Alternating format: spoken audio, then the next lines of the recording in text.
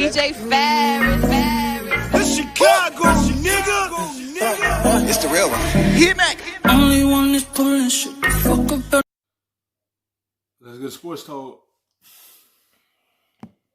Well, we'll see what they do. They also have, of course, as Zach noted, other financial commitments, and let's get to one of those. Rising star De'Aaron Fox received a 5-year, $163 million maxed extension this past weekend. Fox less than 1 month shy of his 23rd birthday. So, Perk, is this extension something, nothing, or everything? Rachel, it is everything. It is everything. They drafted Fox, and every single year this young man has gotten better. He's one of the most underrated point guards in the league, and he keeps getting better every single year. I think this is a right move by the Kings. They're moving in the right direction. It showed that they're invested into the guy that they draft as a lottery pick, and the sky's the limit for Fox, and I love him because you know he's a Texas boy, so I'm always rooting for him, and I'm happy for him. But he's a great start. Now it's time to build around him. Now it's time to put some pieces around him to get the winning. To start making push for a playoff. Start having winning seasons. Now it's time to put more around him so he could be able to have a winning team. Because now you have him locked up. Now it's time to put something around him so y'all could be able to take that next step. Point for this Kings organization.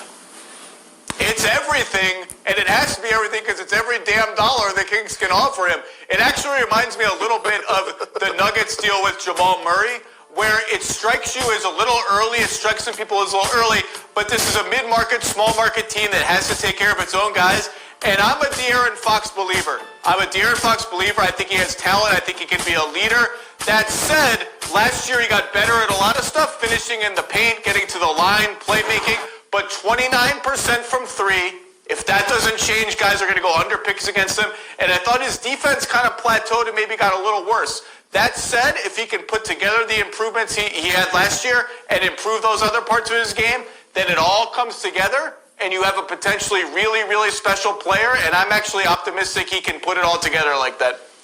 Well, if you're talking about a situational contractual comp in Jamal Murray, certainly the Kings would be happy if it ended up as well for them as it ended up for the Nuggets in that situation. Right. Lastly, I want to get to Fred VanVleet, who agreed to a 4-year, $85 million deal to re-sign with the Raptors. The deal includes a player option in the final year.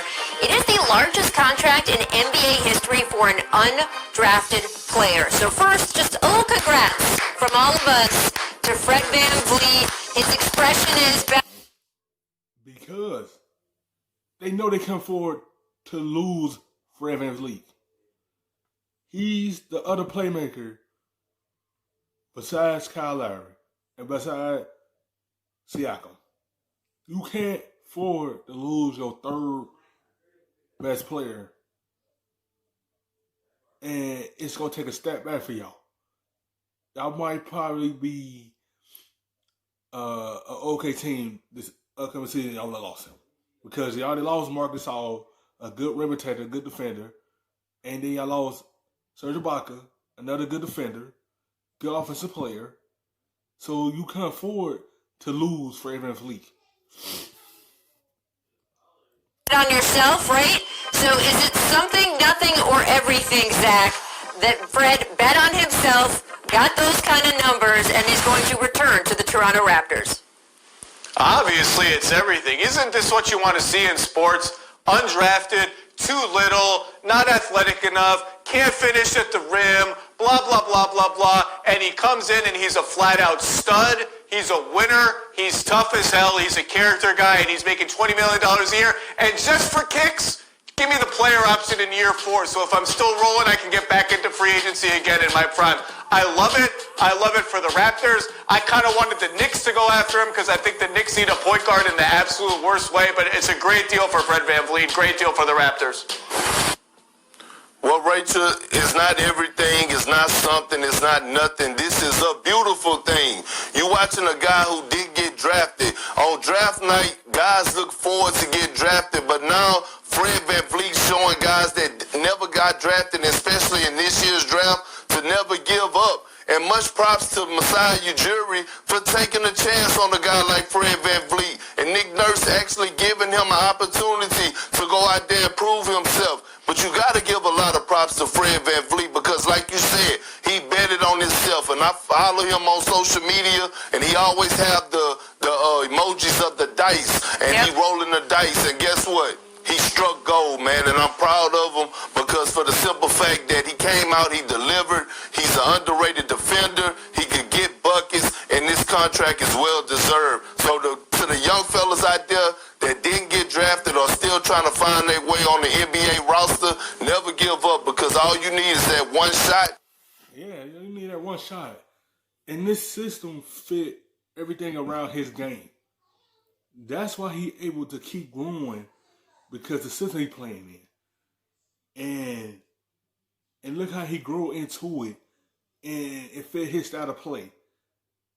And he played good alongside Kyle Lowry. They couldn't afford to lose their backcourt. And it been working with those two. Him at the shoot guard position and Kyle Lowry at the point guard position. Because you can have Kyle Lowry play out the ball and let Fred VanVleet bring it up.